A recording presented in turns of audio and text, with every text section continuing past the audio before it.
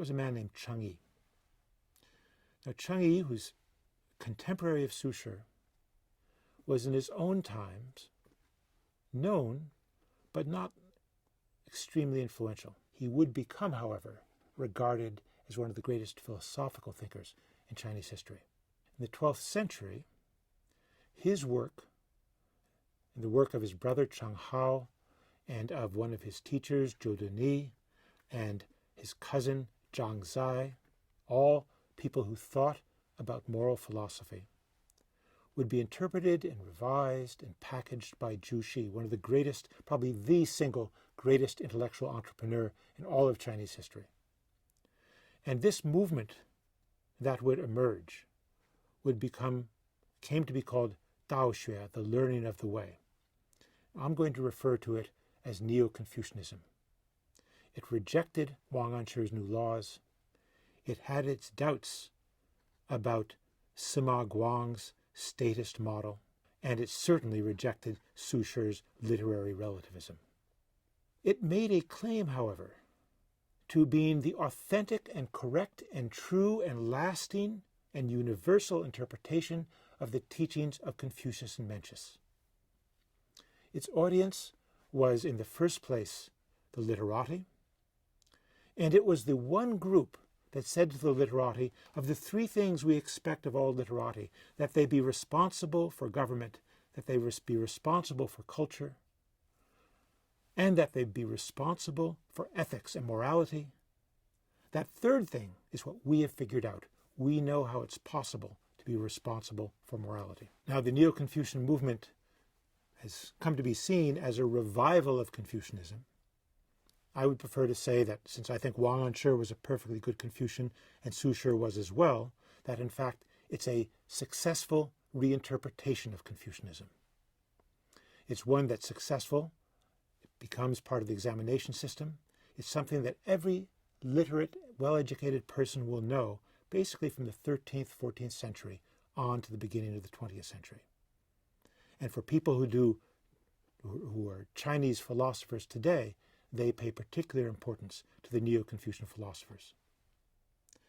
Now, to talk about this, traditionally, this notion of Neo-Confucianism as a revival of Confucianism, it's presented as a revival of Confucianism in response to the Buddhist challenge. It is clearly anti-Buddhist. And in various ways we can talk about their claim that the world out there is not an illusion, but is substantial and real, as being from their perspective, one of the fundamental differences between them and Buddhists. But they share with Buddhists a concern for internality, for what goes on in the mind, and for the way in which we as individuals possess the potential to become enlightened, to become sages. In fact, it's the Neo-Confucians who make the claim that sages, it's true that people may be born sages, but in fact, you can learn to be a sage.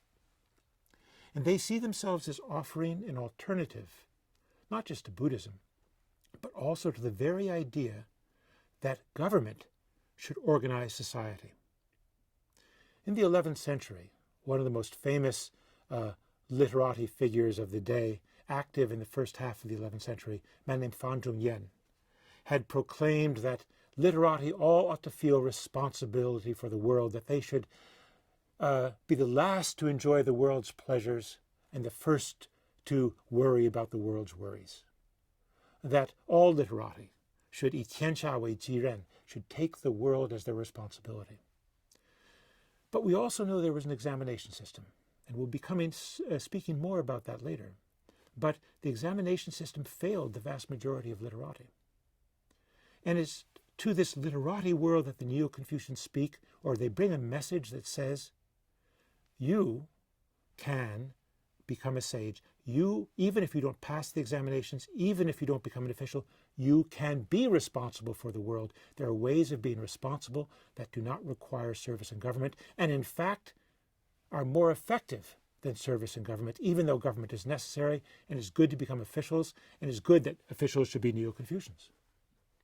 Well, in this sequence, we're going to be spending a lot of time talking about particular texts and we'll be reading texts with you and discussing them. And so I'm going to try to cut down the amount of video lecture you're seeing and turn instead to a discussion of texts. But I should begin by giving you first some general ideas about Neo-Confucian philosophy, and also some sense of Neo-Confucianism as a social movement, as well as, of course, mentioning something about Changyi's ideas and Juxi's ideas.